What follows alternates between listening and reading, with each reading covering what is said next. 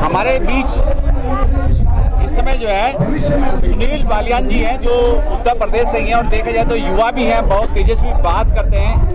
76 दिन से ज़्यादा का समय हो गया सुनील जी, देखा जाए तो किसानों को यहाँ पे क्या कहना चाहेंगे, शुरुआत यहाँ से करेंगे। देखिए, दिन 76 हुए हैं, 78 हो जाए, 1 साल हो जाए, 2024 आ जाए, जब तक किसानों की बात नहीं मानी जाएगी किसान यहाँ से जाने वाला नहीं है। जिस तरीके से प्रधानमंत्री बार बार किसानों को जो है बरगलाने की कोशिश कर रहे हैं, उनको बहलाने फुसलाने की कोशिश कर रहे हैं, 11 दौर की वार्ता भी हुई लेकिन कोई समस्या का समाधान नहीं निकल पाया, क्या लगता है आपको? देखिए, किसानों को नहीं बहला फुसला रहे वे तो अपने भक्तों को, जो उनके अंदर भक्त है ना, उनको बहला रहे फुसला रहे हैं कि वो ना टूटे उनके पास से। किसान तो यहाँ बैठा है, अरे वो बताता कि किसान वहाँ पे, अरे जो किसान का जो 4 लाख ट्रैक्टर यहाँ था वो कौन था?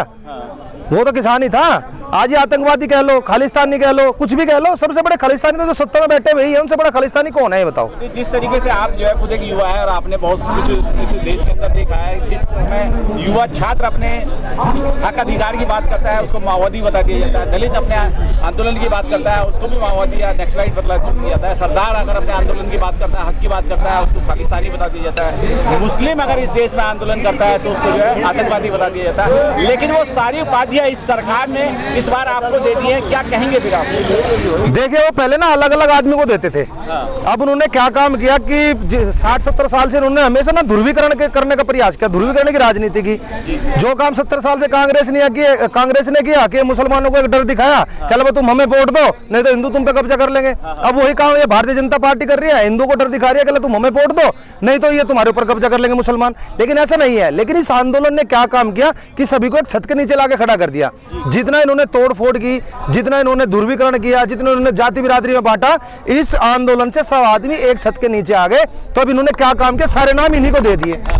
एक ही व्यक्ति को एक ही आंदोलन को सारे नाम दे दिया। हमें खालिस्तानी भी कह दिया, हमें आतंकवादी भी कह दिया, हमें माओवादी भी कह दिया, हमें तो जो इनके पास था वो सब कुछ दिया। देशद्रोही हम है, सब कुछ तो हम ही है, क्योंकि हमने तो अंग्रेजों के समय में जब देश आजाद हो रहा था, ये क्रांतिकारियों को जो इन्होंने मुखबरी की थी वो किन लोगों ने की थी? आरएसएस वालों ने की थी। ये वही तो लोग हैं।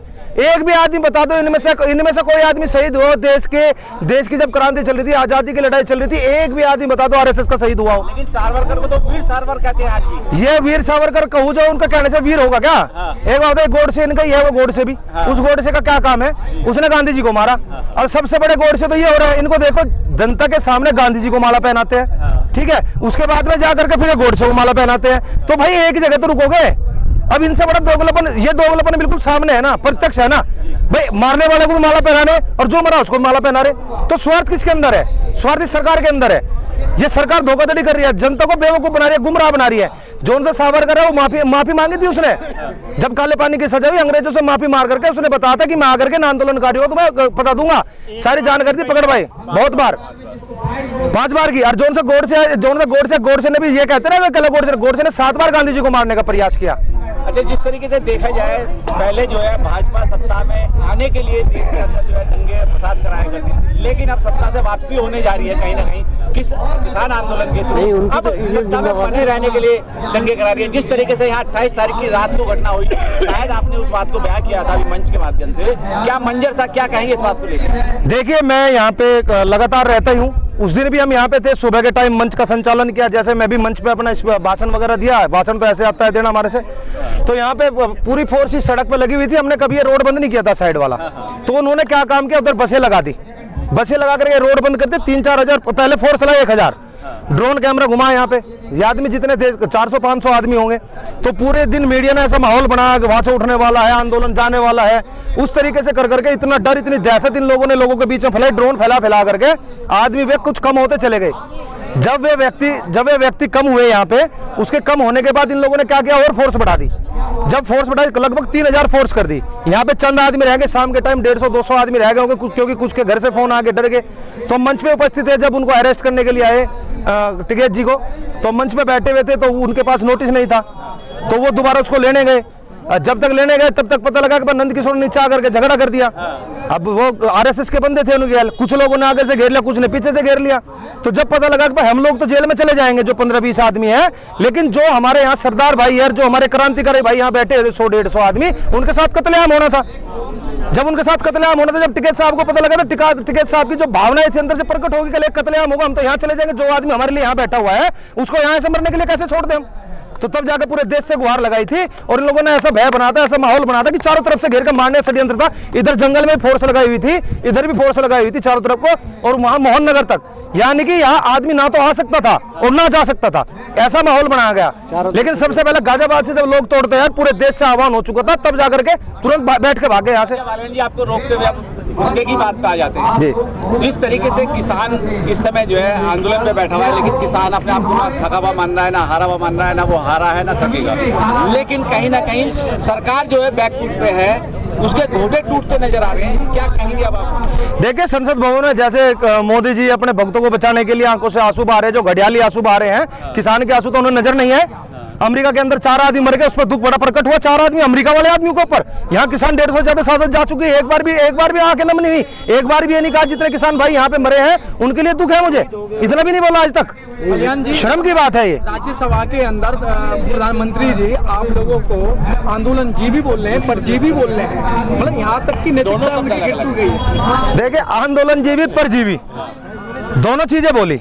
मैं ये कहता हूँ परजीवी क्या चीज है? परजीवी वो चीज है जो किसी दूसरे के ऊपर आश्रित हो, दूसरे के ऊपर जिंदा हो, जैसे जानवर हो, कोई भी चीजें हो। अरे मैं कहना चाहता हूँ मोदी जी, सबसे बड़े परजीवी तो आप हो। 167 सांसद जो कांग्रेस के थे तुम्हारे अंदर है, और कांग्रेस के ऊपर तुम जिंदा हो। अगर कांग्रेस ने किसानों के हित के काम किए होते, कांग्रेस ने अच्छे काम किए होते, क्यों आते भैया? तो परजीवी हो गया ना, उनको उधर के आदमी लेकर अपने पास लिया, उन्हीं नेताओं को लड़ा करके, तो कांग्रेस के नेता लेकर के खुद परजीवी हो रहे हैं, ये किसानों को परजीवी बता रहे हैं।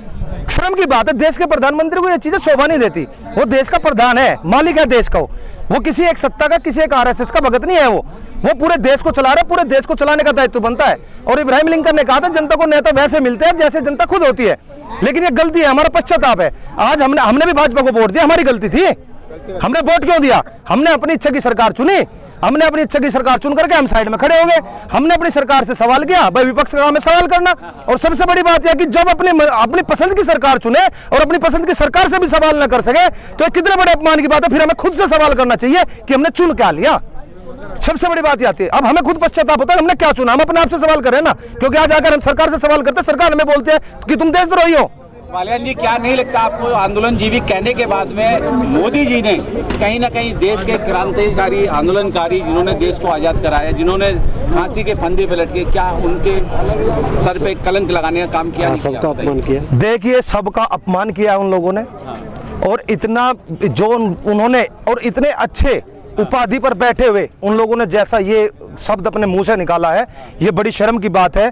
जिन लोगों ने अपना घर देखा ना दर देखा, इस देश को आज़ादी दिलाई आंदोलन से, महात्मा गांधी ने दिलाई, भगत सिंह ने दिलाई, इन लोगों ने जितना प्रयास इस देश के लिए किया, उन लोगों के ऊपर भी कितना बड़ा इल्जाम इन लोगों ने लगाया। अगर इस देश में अगर आंदोलन करना परजीवी है, अगर इस देश के अंदर आंदोलन करना देशद्रोही है, तो हमें यह देशद्रोही तो हमें कबूल है, मरने के लिए तैयार है, हम अपने सर कलम करवाने के लिए तैयार खड़े हैं। 28 को भी खड़े थे, आज भी खड़े रहेंगे। सरकार फिरवा दो ना बुलडोजर। आज इतने बड़े बड़े कांटे हमारे लिए लगा रखे हैं, किस लिए?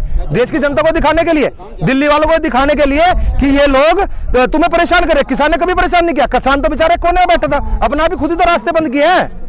जिस तरीके से अटल बिहारी वाजपेयी ने आंदोलन किया है, इसके अलावा जो है लालकृष्ण आडवाणी ने आंदोलन किया, और भी भाजपा के नेताओं ने आंदोलन किया, क्या वो भी आंदोलन जीवी है या नहीं? वे आंदोलन जीवी वो तो मोदी जी बताएंगे ना चीज को। तो भाई हमें तो उन्होंने आंदोलन जीवी बता दिया।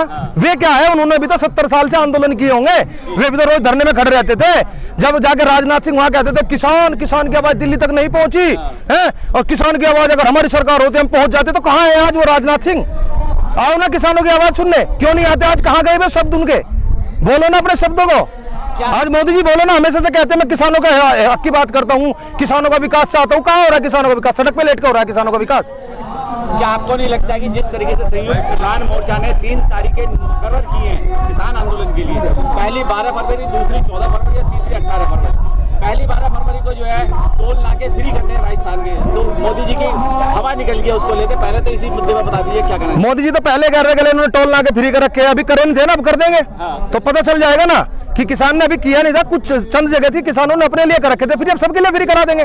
बस किसान की जगह में तो बना हुआ है, वो सड़क कहाँ से गई हुई है? किसान की जमीन से गई हुई है ना, किसान के रास्ते से गई हुई है ना, तो यही तो बात है। इसके अलावा 14 तारीख को पूरे देश के अंदर कैंडल मार्च, मसाल मार्च निकाला जाएगा पूरे देश के अंदर, इससे भी मोदी जी चिंतित है। देखिए, मोदी जी ने तो जब कोरोना का आला, थाली ताली मोमबत्ती सब बजवाई, अब किसान अपने लिए जलाएगा ना मोमबत्ती, उन शहीदों के लिए जलाएगा। जो लोग शहीद हुए यहाँ पे, किसान शहीद हुए, जो पुलवामा में जवान शहीद हुए, जिनको इन लोगों ने मरवाया षड्यंत्र के द्वारा, जांच क्यों नहीं होती? अर्नब गोस्वामी की देखे ना चैट उठा करके, इनको पहले से पता था कि हमला होगा। इन्होंने क्या यहाँ की मुखबरी बाहर तक नहीं दी? इन लोगों ने सबक लेना चाहिए, सीखना चाहिए, इनको पता है सारा कुछ।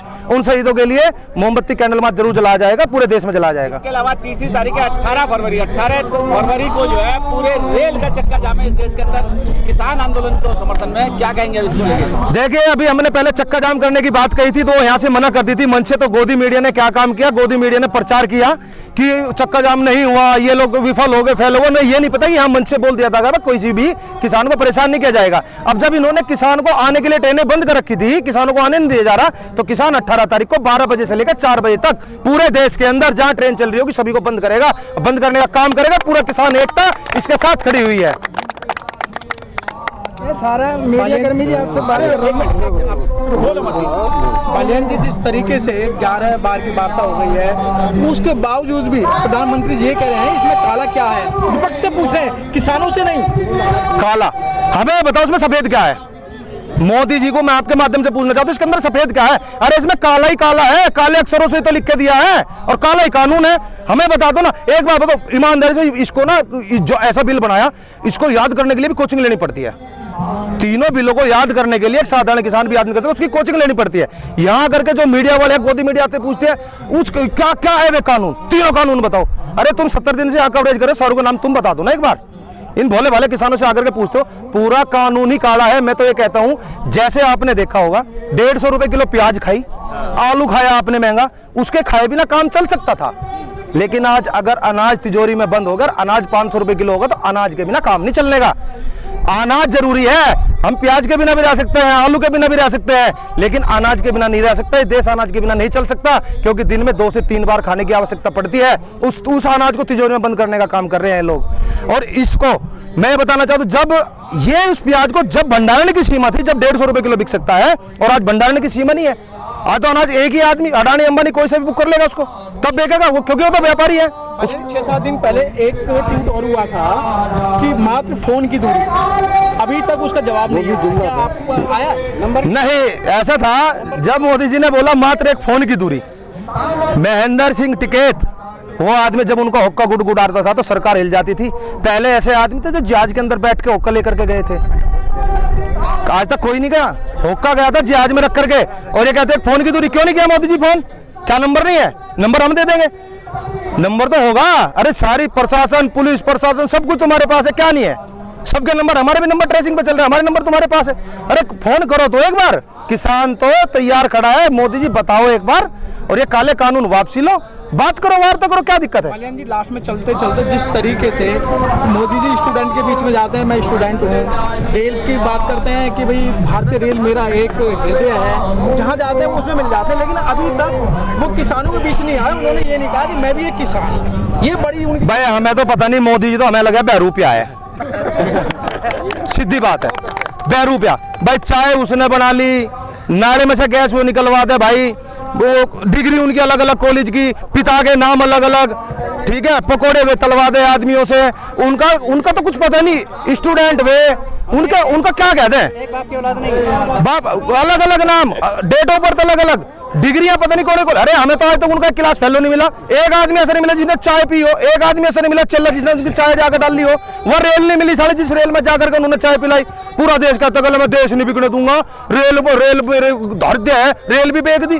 क्या नहीं बेच रहे? रेल बेच दी, एयरलाइन बेच दी। किसानों की धरती रह रही थी, या अभी सिर पर धरू फिर रहे, ले लो कोई, ले लो कोई, सिर पर धर के घूम रहे। कल ले लो, इसकी धरती को भी ले लो, इसको बेचने के लिए तैयार खड़े, किसानों को बेचने के लिए तैयार खड़े। शर्म आनी चाहिए देश के प्रधानमंत्री को। इस देश का किसान सड़क पर पड़ा हुआ है आज, उन्हें सोच लेना चाहिए। स्कूल कॉलेज में चल गए सब कुछ।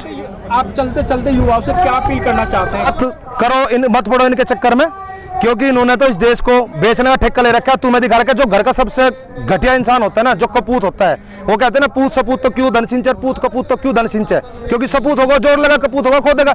तो यूं तो जो अपने माँ बाप का नहीं हुआ, जो इस देश का आदमी है, जिन्होंने अपने माँ बाप की सेवा नहीं करी, वो इस देश की सेवा क्या कर लेगा? जिस पर अपनी बीवी की सेवा नहीं हुई, वो आदमी इस देश की सेवा क्या करेगा? अब तो देश को बेचने पीछे लग रहा। जैसे घर का आदमी जो हाथों लग गया, घड़ी हाथों लगी घड़ी बेच गया, लोहे का सामान हाथों लग गया, लोहा बेच गया, मोटर पंखा हाथों लग गया, वो बेच गया, जो हाथ लग रहा है वो बेच रहा, और कह रहा मैं देश नहीं बिगड़ूंगा। पूरा देश बेच दे, उनका बिगड़ कुछ नहीं देने का। यार कितनी शर्म की बात है, पूरा देश जान रहा। अरे देख लो जब बिल आया था, बिल में भी बता दिया, ट्रेन भी बिकेगी, ये भी बिकेगा, जो रह रहा सब कुछ बिकेगा, छूटना कुछ नहीं है। नु क्या कल हमने देश को पठा दिया, ऊंचाइयों पठा दिया, बताओ, शर्म की बात है ये। किसान एकता।